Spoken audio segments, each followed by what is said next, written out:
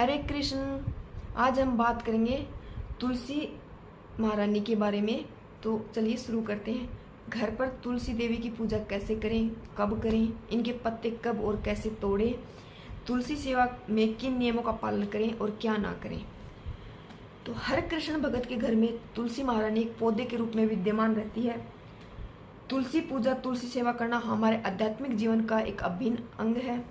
तुलसी महारानी को कृष्ण भक्ति प्रदायिनी भी कहा गया है, क्योंकि तुलसी महारानी की सेवा करने मात्र से ही हमें श्री कृष्ण भक्ति की प्राप्ति होती है।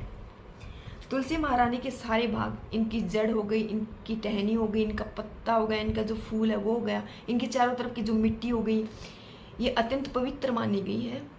इनकी परिक्रमा करने मात्र से ही हमारे सारे पाप, यहाँ तक कि ब्रह्म हत्या तक के भी पाप नष्ट हो जाते हैं।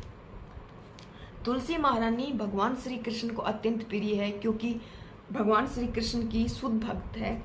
इसलिए भक्तगण तुलसी माला से ही भगवान श्री कृष्ण का नाम जाप करते हैं और भगवान श्री कृष्ण को तुलसी जी का ही हार चढ़ाते हैं।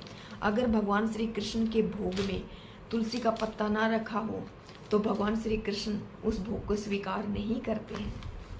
अब सेकंड पॉइंट है, घर पर पूजा करने की सबसे आसान विधि क्या है। तुलसी महारानी को स्टैंड या स्टूल पर विराजमान करें। पूजा करने के लिए आसन का प्रयोग करें। फिर सबसे पहले तुलसी महारानी को 3 बार इस मंत्र का उच्चारण करते हुए प्रणाम करें। वृंदा देवी तुलसी महारानी की जय। और ये मंत्र इस प्रकार है। फिर हमें पूजा के लिए घी का दीपक, धूप बत्ती, फूल, पानी से भरा हुआ अचमका, माचिस और घंटी, मतलब ये नॉर्मली जो पूजा में हम यूज लेते हैं ना, वो सामग्री हमारे को चाहिए। सबसे पहले हम धूप बत्ती जलाएंगे और पानी से भरे हुए आचमका से अपने हाथों को साफ करेंगे और फिर तुलसी महारानी की हम 7 बार धूप बत्ती से पूजा करेंगे। फिर धूप बत्ती को तुलसी महारानी में अर्पित कर देंगे। फिर हम घी का दीपक जलाएंगे और तुलसी महारानी की घी के दीपक से 7 बार पूजा करेंगे। इस प्रकार हम फूलों से भी 7 बार पूजा करके अर्पित कर देंगे, फूलों को भी। फिर हम 3 बार जल चढ़ाएंगे तुलसी महारानी में और फिर 3 बार हम परिक्रमा करेंगे। अंत में हम तुलसी महारानी को 3 बार इस मंत्र का उच्चारण करते हुए प्रणाम करेंगे और पूजा समाप्त करेंगे।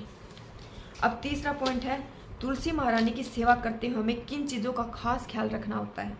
तुलसी महारानी का आरती करने का सबसे सही समय है मंगला आरती के बाद या शाम को संध्या आरती से पहले। आप अपनी सुविधा के अनुसार सुबह का समय भी चुन सकते हैं, शाम का समय भी चुन सकते हैं। दूसरा, तुलसी महारानी जी के घर में 2 पौधे रखने हैं। तुलसी महारानी हैं, उनके घर में हम 2 पौधे रख सकते हैं। एक पौधा भगवान के मंदिर में भगवान के पास, दूसरा पौधा किसी गार्डन या कोई खिड़की के पास जहाँ पे अच्छी धूप आती हो, ताज़ी हवा आती हो, वहाँ रख सकते हैं।